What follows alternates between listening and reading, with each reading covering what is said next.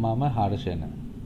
මම වැඩ කරන්නේ මරදානේ පිහිටලා තියෙන ඉදිකිරීම් අංශයට සම්බන්ධ පෞද්ගලික ආයතනයක.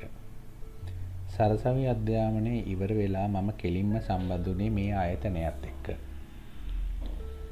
මගේ ඩිග්‍රී එක ෆැසිලිටි මැනේජ්මන්ට් නිසා මට ගොඩක් පහසු වුණා මේ ආයතනයේ රැකියාව ලබා ගන්න. සතියේ දින 5ක් මේ ආයතනයේ වැඩ තියෙනවා. උදේ 8 ඉඳන් හවස 5 වෙනකම්. මම වැඩ කළේ මේ ආයතනයේ විධායක නිලධාරියෙක් විදියට. මට සෑහීමකටවත් වෙන්න පුළුවන් තරමේ හොඳ වැටුපක් එක කාර් එකක් දීලා තිබුණා මේ ආයතනයේ. ඒ නිසා මම උපරිම කැපවීමෙන් ආයතනයට අවංකව සේවය කළා. මගේ ගම් පළාත උනේ කෑගල්ලට ටිකක් දුරින් ඇතුළට වෙන්න. ටිකක් දුෂ්කර ගමක් ඒක. ඒ වගේ පළාතක ඉඳලා මේ වගේ තත්වයකට එන්න පුළුවන් වුණ එක ගැන මගේ හිතේ පොඩි ආඩම්බරයකුත් තිබුණා. කඩු ගන්නා පහු කරලා දකුණට ඇහිලා සෑහෙන දුරක් යන්න ඕනේ මගේ ගෙදරට යන්න. මගේ ආයතනයේ වැඩ කටයුතු වලට තියෙන උනන්දුවයි අවංක බවයි දැක්ක නිසා ආයතනයේ ප්‍රධානියා මට ටිකෙන් ටික ආයතනයේ ප්‍රධාන වැඩ කටයුතු බාර දෙන්න පටන් ගත්තා. මට හම්බෙන සියලුම අලුත් වගකීම් නොපිරිහෙලා ඉටු කරන්න මම මගේ පැත්තෙන් උපරිම උත්සාහ කළා. මේ කියන කාලය අතරතුර ආයතනයට ලැබෙනවා ටිකක් ලොකු ව්‍යාපෘති දෙකක්. ඒ ව්‍යාපෘති වල 75%ක විතර ප්‍රධාන වගකීම ලබා දෙන්නේ මට. ඒ වැඩත් එක්ක මම ගොඩාක් කාර්යබහුල වෙනවා. ඒ වගේම රැය වෙනකම් වැඩ කරන්නත් සිද්ධ වෙනවා. වෙනද වගේ 5ට ඕෆ් වෙලා බෝඩිපිට යන්න වෙන්නේ නෑ දැන් මට. මම පුරුද්දක් විදියට සතියේ දවස් 5 වැඩ කරලා මගේ අම්මවයි තාත්තයි බලන්න සිකුරාදා හවස ගමට යන්න පුරුදු වෙලයි හිටියේ. මේ සිද්ධිය වුණේ සිකුරාදා දවසක. වෙනද විදියටම මම ගෙදර යන්න අවශ්‍ය බඩුත් අරගෙන ඔෆිස් එකට එනවා හවස ඕෆ් වෙලා කෙලින්ම ගෙදර යන්න බලාගෙන. ඒත් මම හිතපු වෙලාවට පිටත් වෙන්න වෙන්නේ නෑ. අර අලුත් ව්‍යාපෘති වල හදිසියේ කරලා දෙන්න ඕනේ ලීව් කීවිලි වගේක් මට ප්‍රධානියා බාර දෙනවා. අදම ඉවර කරන්න ඕනේ කියලා. ඉතින් මේ වැඩ ටික ඉවර කරන්නේ නැතිව ඕෆ් වෙන්න බැරි නිසාත් මේ ලීවිලි ටික හරි වෙලාවට බාර දෙන්න ඕනේ නිසාත් මම රෑ වෙනකන් ඉඳලා මේ අවශ්‍ය ලියවිලි ටික හරියට හදලා ප්‍රධානියට බාර දෙනවා. මේ වැඩ ටික ඉවර වෙනකොට රෑ 11 විතර වුණා. ඒත් මට හෙට නිවාඩු නිසාත් කාර් එක තියෙන නිසා ඉක්මනට ඕෆ් වෙලා යන්න මට හදිසියක් තිබුණේ නෑ. මම කාලය අරගෙන වැඩ ටික හරියට ඉවර කරලා බාර දුන්නා. රෑ 11යි කාලට විතර මං ඔෆිස් එකෙන් පිටත් වෙන්නේ. දැන් මට හොඳටම බඩගිනි. වැඩ නිසා රෑ කයම ගන්නත් බැරි වුණා. මම මරදාන හන්දියේ තියෙන නයිට් කඩේකට ගිහින් චිකන් ෆ්‍රයිඩ් රයිස් එකක් කෑවා. කාලා කාර් එකට නැගලා හිමීට ගෙදර යන්න පිටත් වුණා. දැන් මම හිතන විදිහට රෑ 11:30ට විතර ඇති. දැන් පාරේ වාහන තදබදයක් නැති නිසා ඉක්මනින් ගෙදර යන්න පුළුවන් වෙයි කියලා මට හිතුණා. කාර් එකේ තියෙන රේඩියෝ එකක් දාගෙන පංචිකාත පහුවල නුවර පැත්තට යන්න පිටත් වුණා මම. දැන් පාර හරිම අඳුරුයි. දවල්ට තියෙන වාහන තදබදය, වාහනවල ഘോഷාකාරී නලා ශබ්දය ඇහෙන්නේ නැහැ. පාර දෙපැත්තේ හයි කරලා තියෙන විදුලි පහන් නිසා පාර පැහැදිලිව පේනවා. ඒත් වටපිටාව හරිම අඳුරුයි. කිසිම දෙයක් පේන්නේ නැහැ. දවල් වෙලාවට තියෙන දුමාරයක් දැන් නැති හින්දා මම වාහනේ දෙපැත්තේ වීදුරු දෙක අරගත්තා. ඒකත් එක්කම රාත්‍රියේ තියෙන සීතල හුළඟ කාර් එක ඇතුළ ආක්‍රමණය කළා. ඒ හුළඟත් එක්ක මගේ ශරීරයේ අලුත් පණක් ලැබුණා වගේ. දවසම මහන්සි වෙලා වැඩ කරලා මනසට ශරීරයට තියෙන අමාරු ගතිය ටිකක් අඩු වෙලා ගියා. රේඩියෝ එකේ ඇහෙන සින්දුවක් මුමුණන ගමන් මම කාර් එකේ ලැබෙන ගියා. කොළඹ නගරේ පහුවනයින් පස්සේ පාර දෙපැත්ත හොඳටම අඳුරුයි. හරිම පාළුවක් තනිකමක් දැනෙනවා මගේ හිතට. මේ වෙලාවට හිතෙනවා කවුරු හරි මගේ තනිකමට හිටියනම් හොඳයි කියලා. කතා කර කර යන්න හරි. මේ තනිකර ජීවිතේ වෙනසක් වුණා නම් හොඳයි කියලා හිතෙන්නේ මට මේ වෙලාවට තමයි. ඒත් ඉතින් මේ කාර්යබහුල ජීවිතයත් එක්ක ඒ වගේ වගකීමක් බාර ගන්න පොඩි චකිතයක් මගේ හිතේ තියෙනවා. මම සරසවි අධ්‍යාපනය කරන කාලෙදී නම් ගෑනු ළමයි 3-4 දෙනෙක් එකම යාළු වෙලා හිටියා.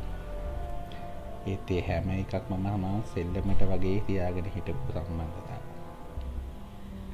කාලය ගෙවා ගන්න සරසවියේ වැඩ කටයුතු වලට උදව් ගන්න තමයි මම මේ සම්බන්ධතා තියාගෙන හිටියේ. රැකියාවට ආවයින් පස්සෙත් මම සැරින් සැරේ ඔෆිස් එකට එන ට්‍රේනින් යන ගෑනු ළමයි එක්ක සම්බන්ධතා තියාගෙන ගියා.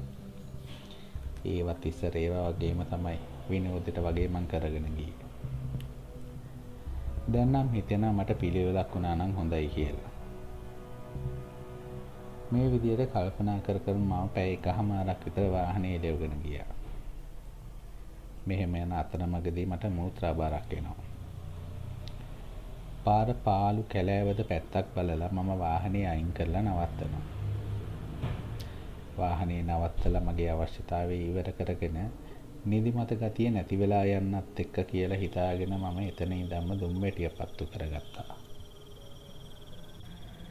දවසම ඔෆිස් එකේ මහන්සි වෙන එකයි දිගටම වාහනේ එලවපු නිසා ඇඟපතට දැනෙන තෙහෙට්ටු ගතියයි එක්ක මට හරිම අමාරුවක් දැනෙන්නේ.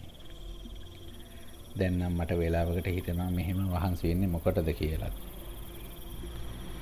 ඒත් එක්කම මම වටපිටාව බැලුවා. පාර දෙපැත්තේ රූස්ස ගස් වලින් වට වුණ ඝන කැලෑවකින් වැහිලා තියෙන්නේ. ඒ කැලෑව ඇතුළ හරිම අඳුරුයි. වටපිටාව පුදුමාකාර පාළු මූසල ගතියක් තියෙන්නේ. අවට තියෙන පාළු ගතිය කැලෑව ඇතුළේ ඉඳන් කෑ ගහන පොඩි කෘමි සත්තුන්ගේ හඬින් අඩු වෙලා යනවා.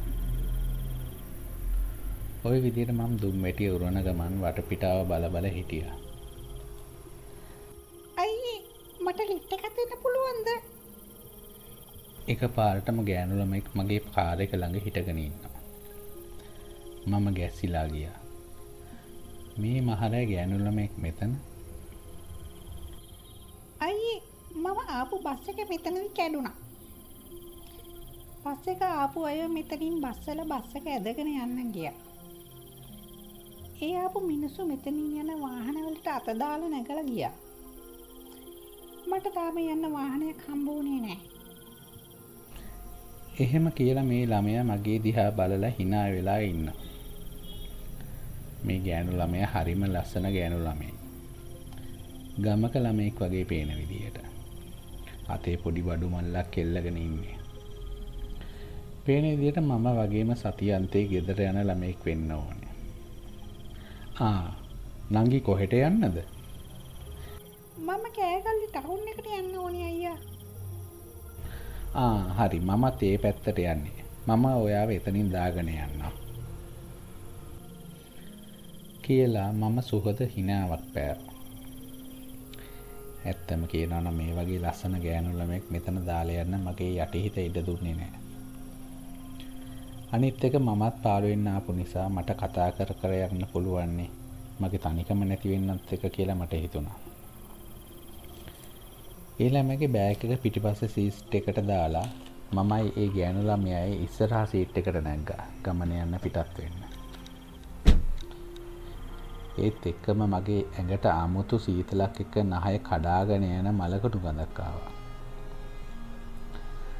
මේ හරිය කැලෑවක් නිසා මැරිච්ච සතෙකුගේ ගඳක් කුලඟත් එක්ක එන්නේ නැති කියලා මට හිතුණා. මම වාහනේ එලවගෙන ඉස්සරහට යනවා. විනාඩි 2-3ක් කිසිම කතාවක් නැතිව අපි දෙන්න ආවා. ටිකකින් මම කතා කරන්න පටන් ගත්තා. නංගි කොළඹද වැඩ කරන්නේ?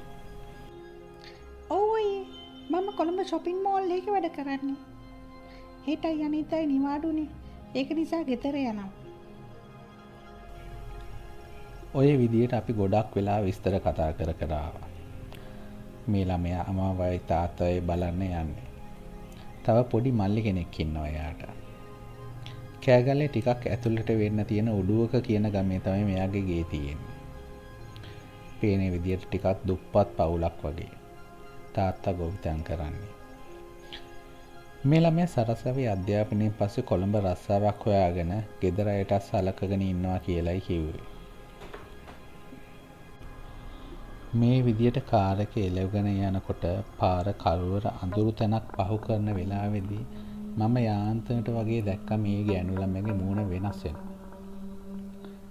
දැන් හොඳටම රෑ වෙලා නිසා මට යාන්තමට නිදිමත ගතියක් දැනෙන නිසාත් මම ඒක ගණන් ගත්තේ නෑ.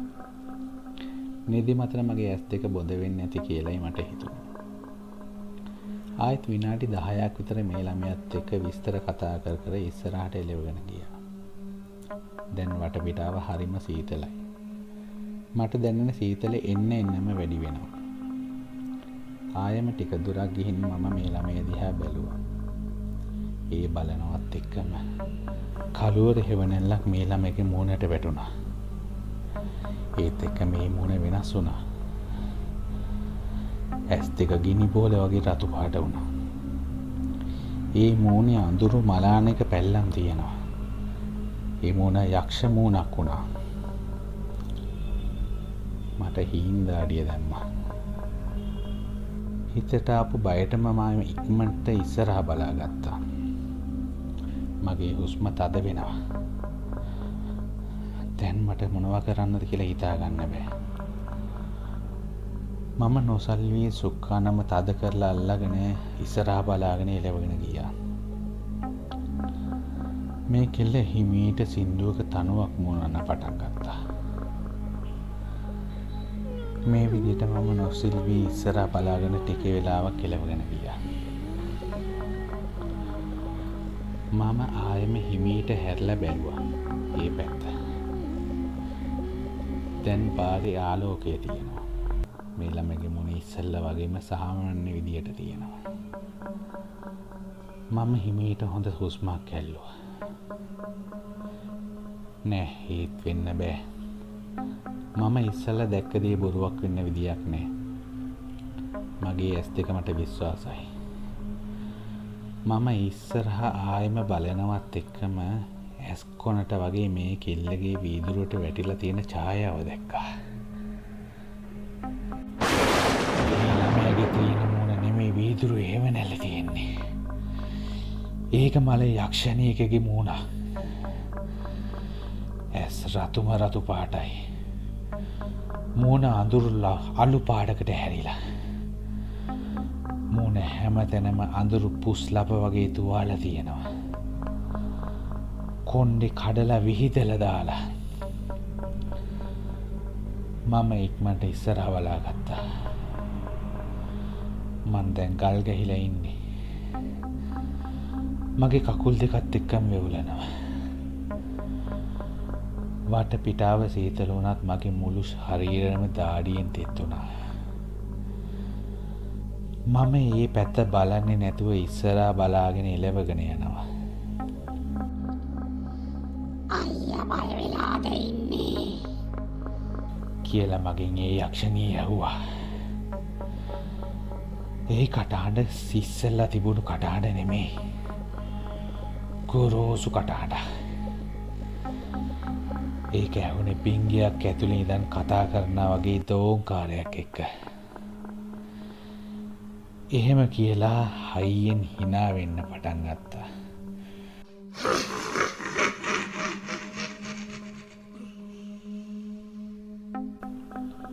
මට ඉබේට මේ පැත්ත බැලුණා. දැන් මේ මූණ සම්පූර්ණයෙන්ම වෙනස් වෙලා. අර යක්ෂණීගේ මූණ විදියට.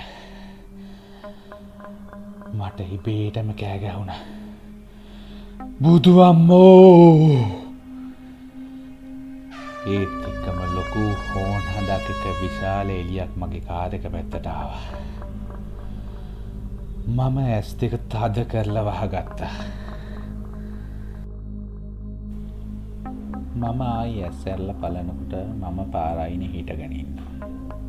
මගේ ළඟ ගෑනු ළමයෙක් හිටන් ඉන්නවා. මොනවා මල්කි? මට ඉබේටම කියවුණා.